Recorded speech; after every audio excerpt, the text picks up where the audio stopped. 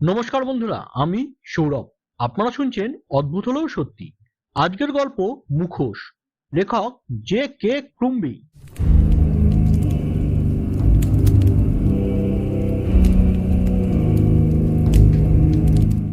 খুনি আর কেউ নয়, একটা মুখোশ।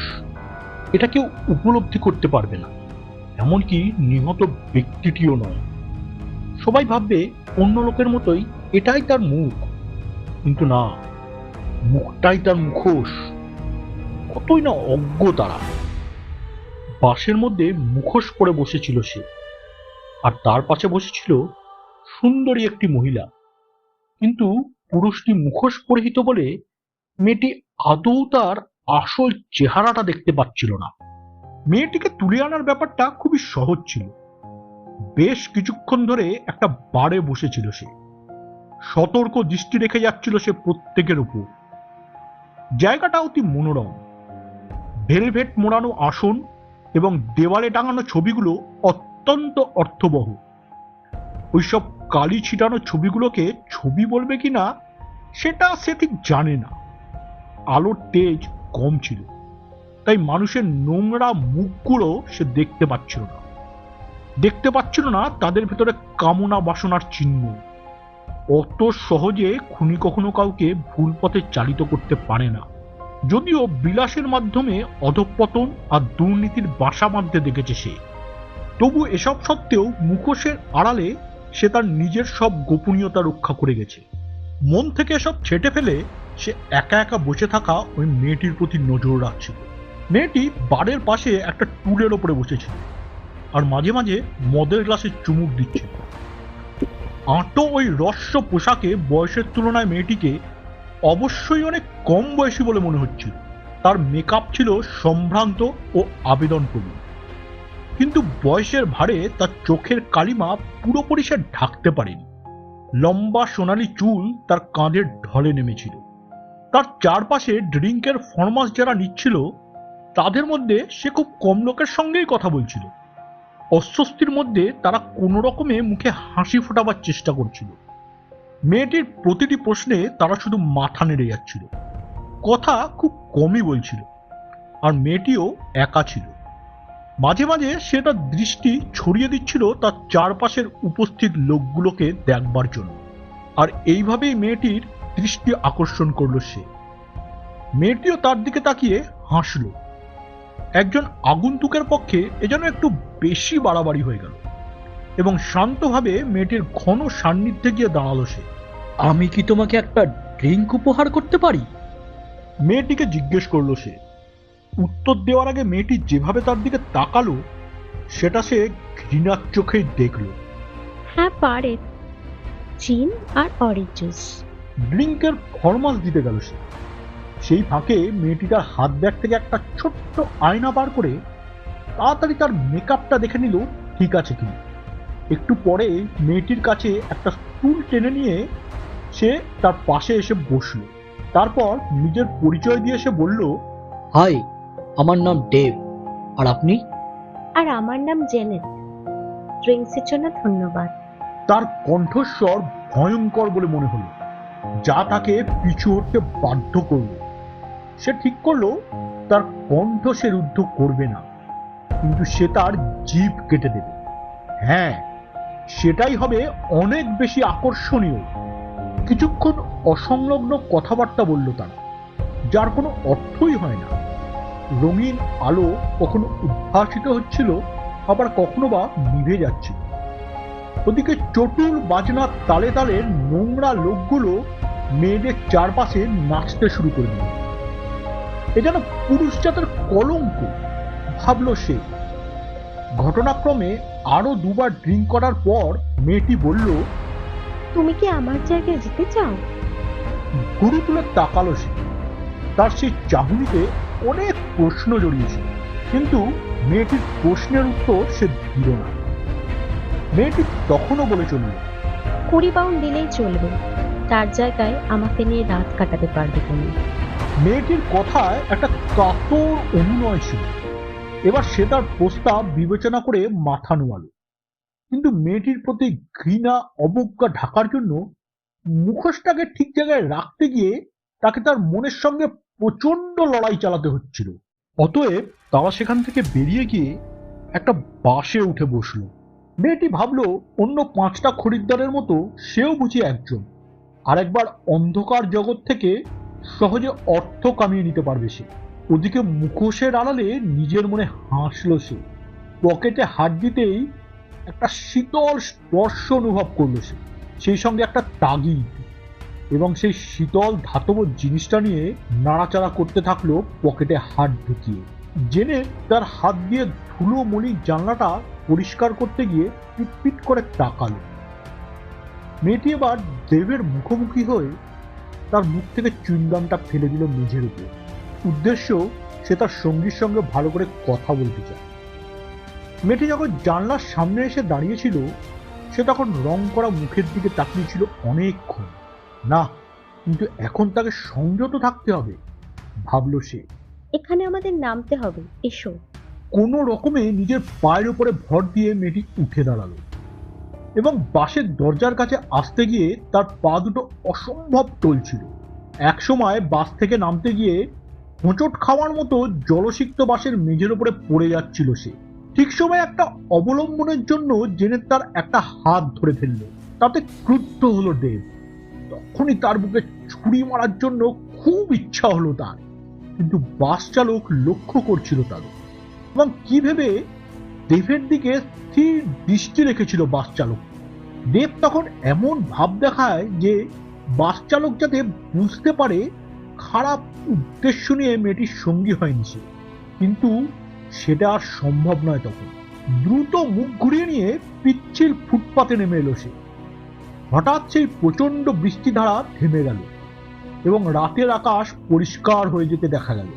জল জমে গেছে সব জায়গায়। বাতাসের তীক্ষ্ণতা রেখে তার পকেটে ছুরিটার কথা মনে পড়ে গেল দেবের। রক্তাক্ত ছুরিটা পরে সে কি করবে? পরিষ্কার জমা জলের দিকে তাকিয়ে খুশি হলো সে। বাস থেকে নামার পর একটাও কথা বলেনি জেনে। দেবকে সঙ্গে নিয়ে রাস্তা পেরোচ্ছিল সে। একটা গাড়িকে পথ করে দেওয়ার জন্য থমকে দাঁড়ালো তা। ট্রাফিক সিগন্যালের সবুজ আলো নিভে প্রথমে হলুদ, পরে লাল আলো জ্বলে উঠল। এখন তারা অনায়াসে রাস্তা পার হতে পারে। এটাই সময়, ভাবল দেব। আমি কিন্তু স্পষ্ট দেখতে পাচ্ছি। হঠাৎ বলে উঠল মেয়েটি। কি? চমকে উঠে জিজ্ঞেস করলো দেব। তারপর সে উপলব্ধি করলো কি বলতে চায় মেয়েটি। তুমি হাসছো? হ্যাঁ হ্যাঁ, আমার মনে হয় আমি হাসছি। কুত্তি। মনে মনে সে তাকে গালাগাল দিল। সঙ্গে সঙ্গে ভাবলো মেয়েটি তার মুখোশের আড়ালের চেহারাটা মুহূর্তের জন্য দেখে নিল না তো। তাই সে ঠিক করলো তাকে আরো সতর্ক থাকতে হবে। কখনো কখনো ভয়ঙ্কর আত্মবিশ্বাস বিপজ্জনক হয়ে উঠতে পারে। মেয়েটি একটা অন্ধকার রাস্তায় নিয়ে এলো তাকে। শহরের নিষিদ্ধ এলাকা সেটা। রাস্তার আলোগুলো পুরোনো আমলের, টিম টিম করে জ্বলছে। একটা জায়গায় দাঁড়িয়ে মেয়েটি বলল, এখানেই আমার বাড়ি, এসো। ভালো। আচ্ছা, এবার বলো তো, কেন তুমি এসব করো? মেয়েটি অবাক হয়ে তাকালো তার দিকে। স্বল্পালোকে তার ঠোঁট দুটো কালো দেখাচ্ছিল। কি বললে? না, এইভাবে পুরুষদের সঙ্গে মেলামেশা করা। আমার মনে হয় না এরকম প্রশ্ন এর আগে কেউ আমাকে করেছে। বেশিরভাগ পুরুষ আমার কাছে আসে তাদের জীবনের কথা, সমস্যার কথা বলার জন্য। আমার দুঃখের কথা কেউ শুনতে আসে না। একটা পরিপূর্ণ হাসি ফুটে উঠতে দেখা গেল মুখোশের ঠোঁটে। তারপর সে বলল, আমি সেই বেশিরভাগ লোকদের দলে নই। তাহলে বলি, সেই চিরাচরিত ব্যাপার। সত্যি কথা বলতে কি, এ পথে আমার নামার আর কোনো উদ্দেশ্য হতে পারে না। এই কাজ না করলে আমাকে অনাহারে মরতে হতো। কিন্তু তুমি কেন জিজ্ঞেস করছো? ওহ না না, কোনো কারণ নেই, সির্ফ একটু কৌতূহল আর কি। একটা বিবর্ণ বাড়ির সামনে এসে থামলো তারা। মেয়েটি তার ব্যাগের থেকে চাবির গোছা বার করে একটা ঘর খুলল। ঘরে ঢুকে জানলার পর্দা দেখে ডেভের মনে হলো ওই জায়গাটা বয়স্কা যৌনকর্মীদের মেকআপ নেওয়ার মতো জায়গা। ঘরে তখনও আলো জ্বালেনি মেয়েটি। রাস্তার আলোয় মেয়েটির চিবুকে অসংযমের কালো দাগ চোখে পড়ল তার। ঘরের ভেতরটা অন্ধকারে ডুবেছিল। সেই অন্ধকার যেন মেয়েটিকে গিলে ফেলল। একটু ইতস্তত করলো ডেভ। হঠাৎ একটু অনিশ্চয়তা যেন দেখা দিল তার মুখোশের আড়ালে। এসো, দেরি করো না। জানো তো, পুরোটা রাত কিন্তু আমরা পাচ্ছি না। জেরেতে রুদ্ধ কণ্ঠস্বর ভেসে আসলো। অবাক চোখে এদিক ওদিক তাকালো সে, কিন্তু মেয়েটিকে দেখতে পেল না। রাস্তার আলোর দিকে বারবার তাকালো। তারপর অন্ধকারে সেই ধবধবে সাদা হাতটার দিকে সে তার হাতটা বাড়ালো এবং অভ্যাসবশত একটা হাত তার কোটের পকেটের ভেতর চলে গেল। সত্যি তো, পুরো রাতটা তো তারা পাবে না, তাই রাত ফুরিয়ে আসার আগেই কাজ সারতে হবে তাকে। দরজাটা তার পিছনে প্রায় নিঃশব্দে বন্ধ হয়ে গেল। ঘুম ভাঙতেই তার চোখের সামনে একটা তীব্র আলো ঝলসে উঠল। তার মাথায় তখন তীব্র যন্ত্রণা। অর্ধ নিমিলিত চোখে সে দেখল তার মাথার উপরে একটা বাল্ব ঝুলছে। উঠে বসার চেষ্টা করলো সে, কিন্তু একটুও নড়তে পারলো না। কেন যে পারলো না বুঝতে পারলো না সে। মাথাটা তুলে চারিদিকে দেখার চেষ্টা করলো সে। সে দেখলো সে তখন নগ্ন অবস্থায় একটা ধাতব বিছানার সাথে বাঁধা অবস্থায় পড়ে রয়েছে। কি ব্যাপার তার অস্পষ্ট মনে আছে। অন্ধকারে কিছু একটা নড়ে চড়ে বেড়াতে দেখেছিল সে তখন। একটা শক্ত কিছুর আঘাত এসে লেগেছিল যেন তার মাথায়। সেটা কখন কিংবা কোথায় যে ঘটেছিল সে কিছুতেই মনে করতে পারলো না। তার পিছনের দরজাটা হঠাৎ খুলে গেল। আহ, তুমি জেগে উঠেছো?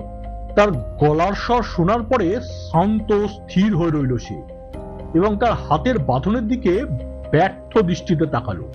তারপর ফিসফিসিয়ে বলে উঠল, নোংরা মেয়ে, আমাকে এখন যেতে দাও। তার পাশে এসে হাঁটু মুড়ে বসলো জেরিক। তারপরে বলল, দুঃখিত, সেটা এখন আর সম্ভব নয়। ব্যাপারটা কিরকম মজার জানো? তুমি আমাকে জিজ্ঞেস করেছিলে না কেন আমি পুরুষদের এখানে ধরে নিয়ে আসি? কথার ফাঁকে ফাঁকে একটা কি যেন তার হাতে ঝনঝন করে উঠল। আর তখনই হঠাৎ এক সত্যিকারের অজানা ভয়ে আচ্ছন্ন হয়ে পড়ল ডেভ। আমি তোমাকে বলেছিলাম না, পুরুষদের ধরে না আনলে আমাকে অনাহারে মরতে হবে। আমি মিথ্যে কথা বলিনি। এই বলে সে তার হাতের বাঁকানো ইলেকট্রিক ছুরিটা তুলে ধরল। তারপর সে ধারালো ছুরি দিয়ে ডেভের একটা হাত উড়িয়ে দিয়ে ভাবতে শুরু করলো। কেমন লাগলো বন্ধুরা আজকের এই গল্পটি? ভালো লাগলে একটি লাইক করুন আর শেয়ার করুন বন্ধুদের সাথে। আর হ্যাঁ, সাবস্ক্রাইব করতে ভুলবেন না যেন, কারণ প্রতি শুক্রবার এরকম অদ্ভুত গল্প নিয়ে আমি হাজির থাকছি ঠিক এই চ্যানেলে রাত 9টার সময়। তাহলে বেল আইকনটিও টিপে দিন, তাহলে আপনাদের কাছে নোটিফিকেশনটি পৌঁছে যাবে। তাহলে আজকের মতো নমস্কার।